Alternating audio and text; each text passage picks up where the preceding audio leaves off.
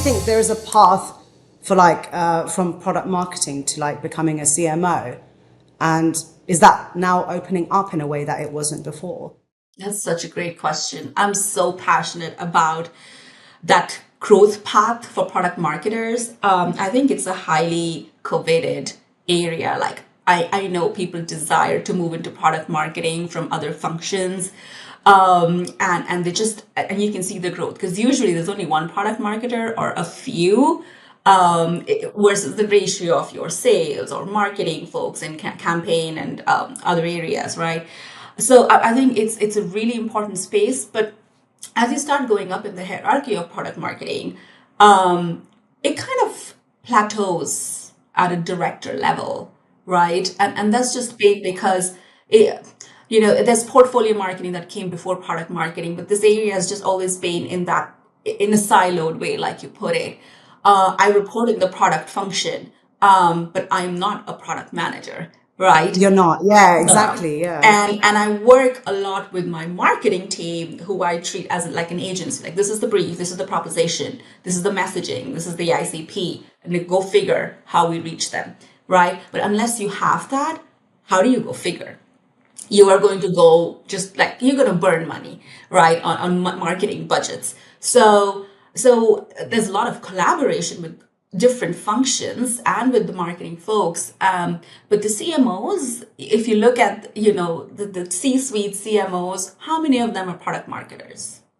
Very few, right? And I think with this AI shift happening, and you asked me about the evolution in go-to-market, I think the most important evolution is going to be product marketers owning that reign of marketing C-suite level. Yes. Yeah. Because it's product marketers who own voice of customer, product marketers who look at win-loss analysis, where they hold, clarify who the ICP is. They're the single source of truth. Product marketers design the messaging, the proposition, the positioning, and they're the ones interviewing customers as well, and then rebuilding that proposition or pivoting as and when needed. They own customer case studies. So there's a lot of things that we own in product marketing. And in the shift with go-to-market that's happening, it's not about, do we have enough clicks? Is the website ready for that? It's going to be about web optimization based on prompts.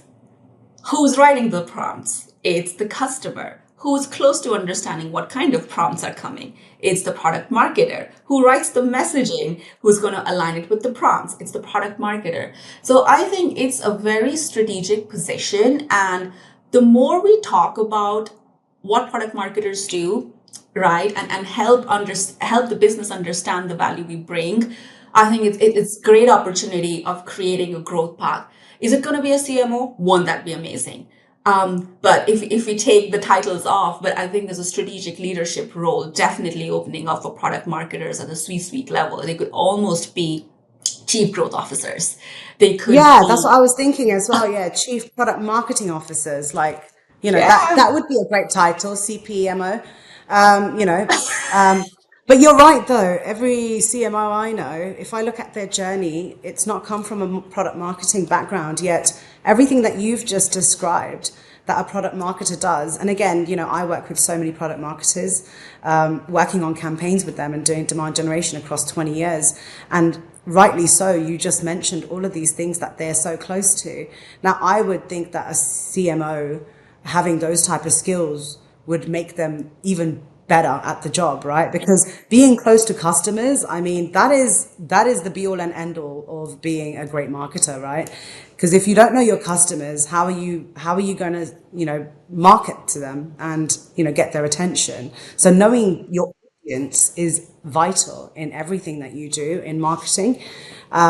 So yeah, no, I do want to add, there was a reason why we've had CMOs the way we've done, the skill set comes from campaign or performance marketing, because it was aligned with how our go-to-markets have been designed in the last 10, 15 years, which is like, oh, I know how to